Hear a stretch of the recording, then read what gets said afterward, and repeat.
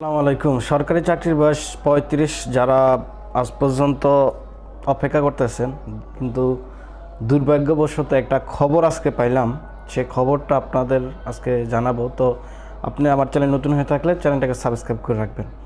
খবরটা হচ্ছে একটা কমিটি অলরেডি তৈরি করা হয়েছে যে চাকরির বয়স ইতিমধ্যে 33, 32 করা, 33 করা, 35 করা এবং 37 করার ক্ষেত্র করা হয়েছিল।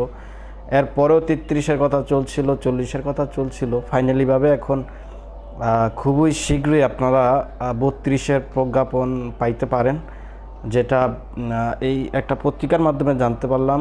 তো এই খবরটা আসলে যারা 35 প্রত্যাশী তাদের জন্য খুবই দুঃখজনক।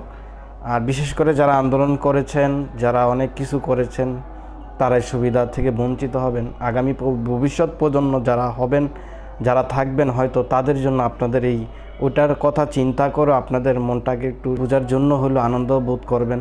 এই প্রত্যাশা আজকে শেষ করছি। আসসালামু আলাইকুম।